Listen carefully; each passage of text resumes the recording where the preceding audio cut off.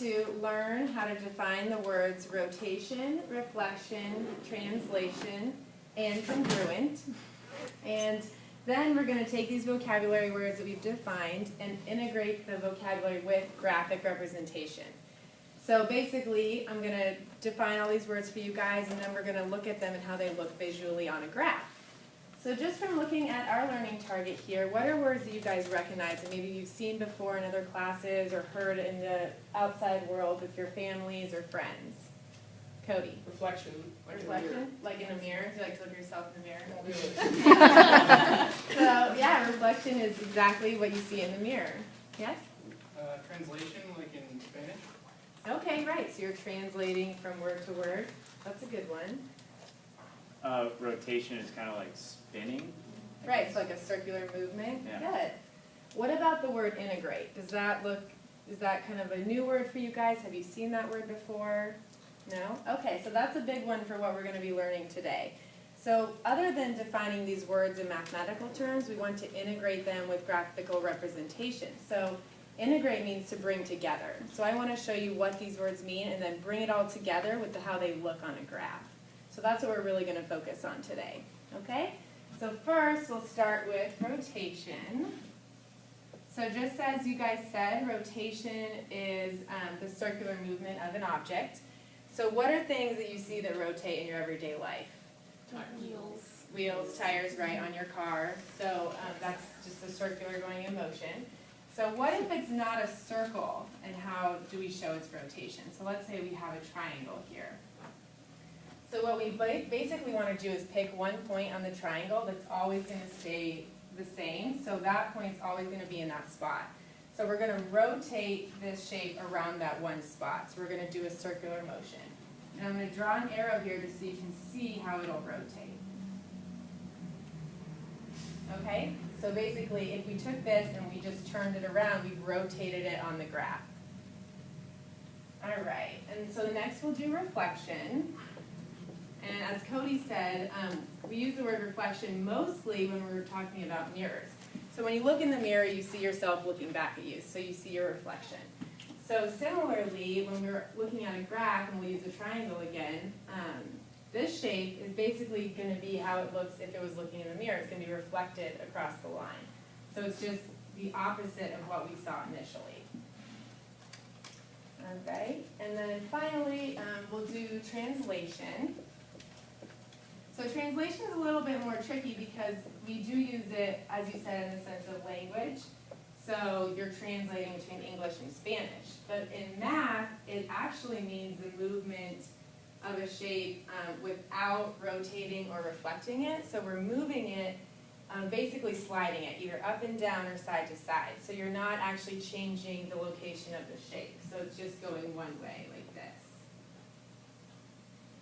So it means something a little different than how we might have heard it in our everyday lives, which is important because there's a lot of math terms that you'll hear as we go along that you have heard in other circumstances, but they might mean something a little bit different in your math classes.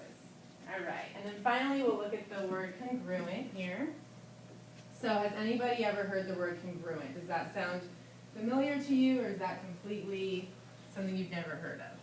Never heard of it? All right, that's what I figured. So congruent, in basic terms, just means the same shape and the same size.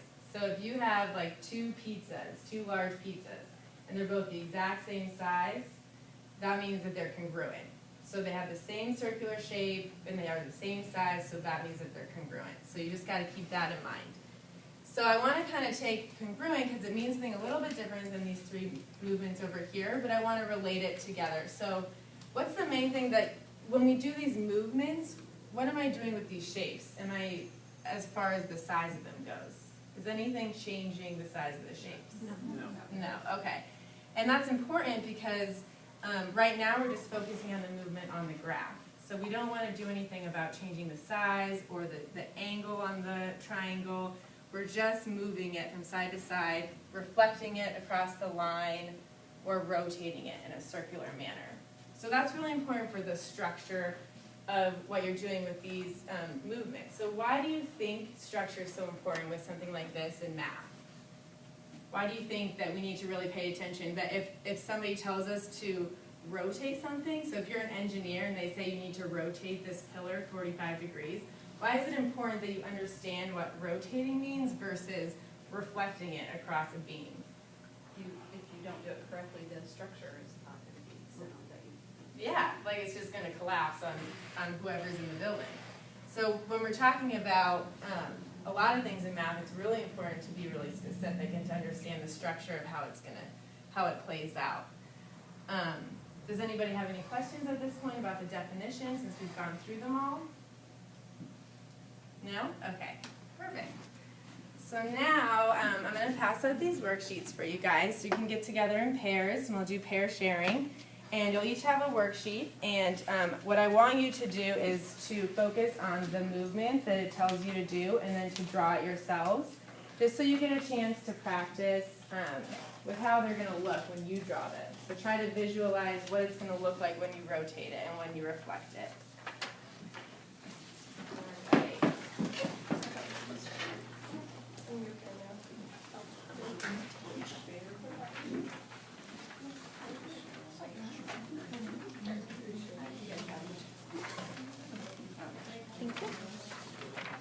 And then also I'd like you guys to write down the definition in your own words of each one, so that you can keep these in your notes and be able to look at them when we do reviews for the quiz and the test.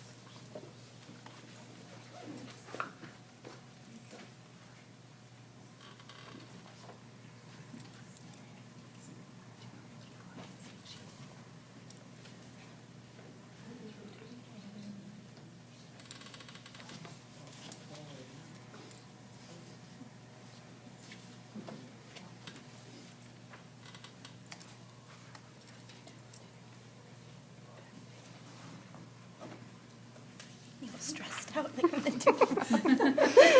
She wouldn't have known it was you. It's not really Sob.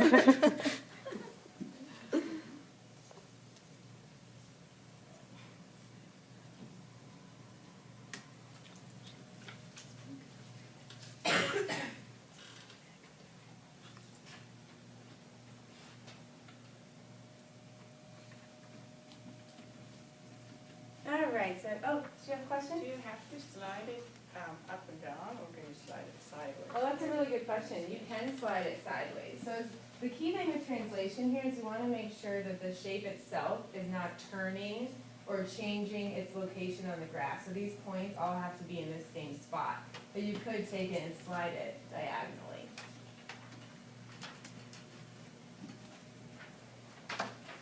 Right? How do I do the congruent thing?